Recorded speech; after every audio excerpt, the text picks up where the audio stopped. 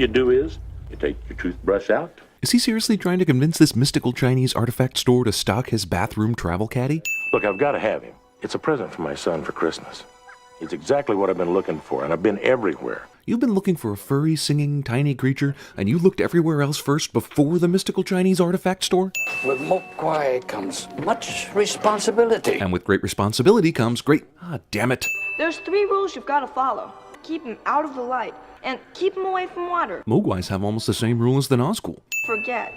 No matter how much he cries, no matter how much he begs. If only the kid had also included the consequences of ignoring the rules along with the rules themselves. Kingston Falls, USA! Looks more like Hill Valley to me. Steven Spielberg presents Christmas. Main character opens the engine compartment of their broken down car only to have smoke pour out in their face cliché. Hey look, they're still playing E.T. in Close Encounters of the Third Kind at this theater. What kind of a sick, f***ed up optometrist uses optical illusion font on their main sign? He's just f***ing with blind people here, really. Burger King next to an animal clinic. See, this is how rumors get started. Phoebe Cates isn't moving in stereo in this scene. Cross your teeth. I realize this guy's a goofball, but how does an adult person forget to cross the T in their own signature? The bank and I have the same purpose in life. What movie am I watching? For a minute there, it was It's a Wonderful Life. Now it's The Wizard of Oz. Your dog broke it this morning. Look, if he's a doofus enough to leave his nameplate in the holder upside down the previous night, when did he have the time or inclination to turn it right side up? Why does this bar serve beer by pouring the bottle into a giant glass coffee mug that's 2 times too big? Judge Reinhold's roles in the 80s consisted of fantasizing about Phoebe Cates and enabling Axel Foley's illegal Beverly Hills investigations. Holy sh**, now I'm literally watching It's a Wonderful Life. You said it won't wait till Christmas, so we better open it now, but it was fine being in this container and inside wrapping paper for however long it took you to drive from New York City to Kingston Falls. Keep him away from water. Don't give him any water to drink. And whatever you do, don't give him a bath. What happens if this asshole gets a bunch of ketchup and mustard on him? Do you just let him keep the stains? What if he licks the ketchup and mustard after midnight? Is that feeding him?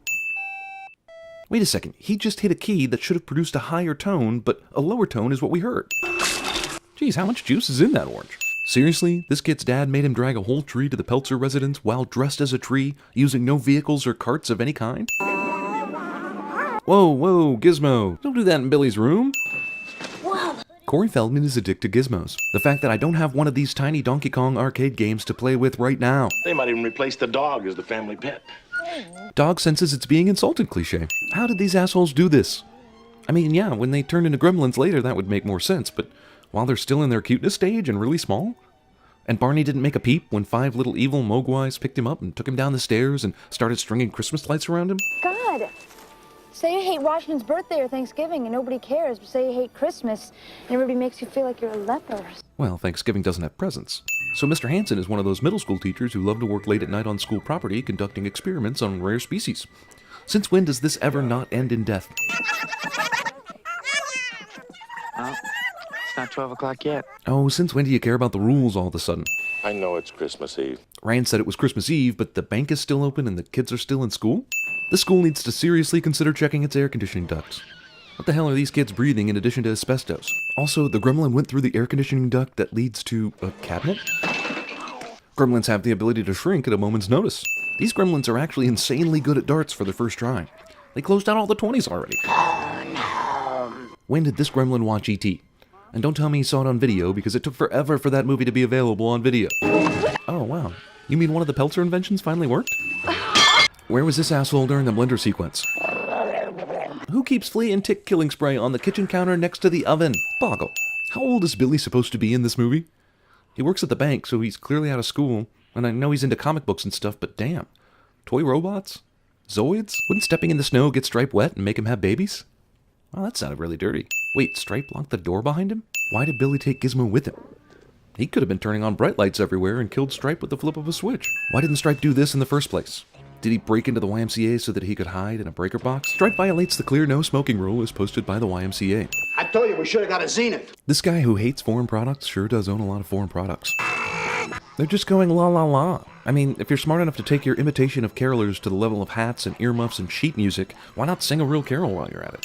Just based on the time alone that she's spiraling upward, this woman must have 3 or 4 stories worth of staircase in the middle of her house. But then, nope, only 1 story of stairs. Don't do it, kid. Don't do it. Oh, man, you got lucky. And it didn't even knock the power out. I don't believe it. I don't believe it either, but Guaranteed it won't start when you're in danger, dude. This car's been sitting here for a long time, out in the cold with snow sitting on it for days, yet the likely frozen windshield wipers easily knock off the snow that should have formed into an ice blanket. What's that? Kenny, what's that back there? Some of Rockin' Ricky fan? Hey, you're not Rockin' Ricky fan? How do you know, Rockin' Ricky? These gremlins seem to know and enjoy everything as soon as they're born. I don't know how long these guys have been at this bar, but why the f*** is she still serving them? Why did she even start serving tiny green demon monsters in the first place? Oh no shit. Also, dude, why didn't you just leave the car running? And instead they pulled out my father. He was dressed in a Santa Claus suit. He'd been climbing down the chimney. Holy shit, your dad actually tried to go down the chimney?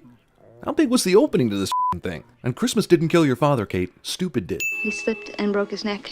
If he slipped and broke his neck, why didn't he fall to the bottom?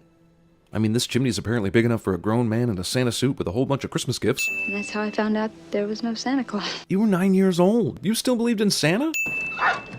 Barney. Damn, Randall left Barney out in the car in the freezing cold? Why is Barney even along on this trip anyway? Wasn't Randall just at an inventors convention? Well, that was a f***ing horrifying story about your dead dad, Kate. I'm sure that will affect us all for the rest of the movie. Or we'll just completely forget about it. Let's just do that. Wait, did Spielberg not want to make some cheeky reference to his other movies in the marquee this time? How about you, Joe Dante? No Piranha or Howling? And since when is Snow White a Christmas movie anyway? They're inside. All of them? So yeah, let's go inside and take a look. I mean, what's the worst that could happen? I'm starting to think this might be a comedy. I may be taking this movie way too seriously. These gremlins are actually better than most projectionists I've worked with. Smart enough to thread a movie projector, but dumb enough to start with reel 4. Down there. How the hell does this random bartender girl just happen to know exactly where the movie theater's boiler room access door is? Whatever that was he just wrenched, he tightened it, not loosened. Oh, how does that keep the door closed? Man, good thing nearly all of them were in that one place at one time.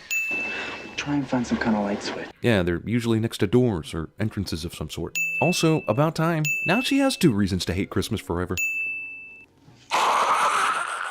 What? Also, how did this TV turn on by itself? I mean, if there's a switch, shouldn't all of them turn on at once and not just this one? How long does it take for a chainsaw to cut through a baseball bat? Too f***ing long. Wait, that thing doesn't have a gas pedal, does it? Hey, gang, it's been a rough night for Rockin' Ricky, but he's still on the air. How? At what temperature do Mogwais have a fever? I'll bet he'd like some chicken soup.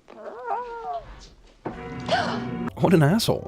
Perhaps someday you may be ready. What tells Mr. Wing that someone is ready for the responsibility of a Mogwai? Do you have to go to school? Show a certificate of some sort?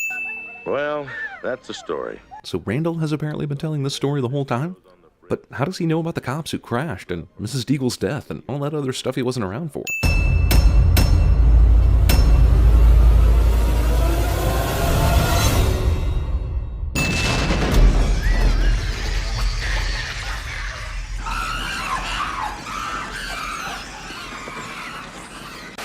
Merry Christmas! Merry Christmas, George! Merry Christmas, George! Merry Christmas, movie house! Merry Christmas, Emporium!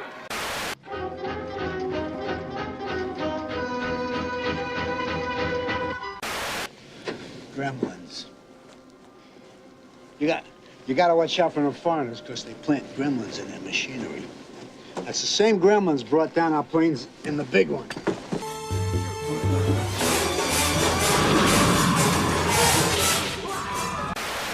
Maybe we should have a little more wine.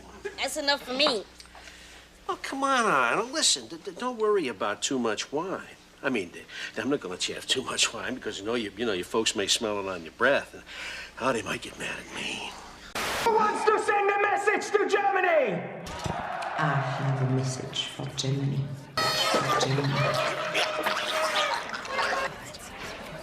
That you are all going to die.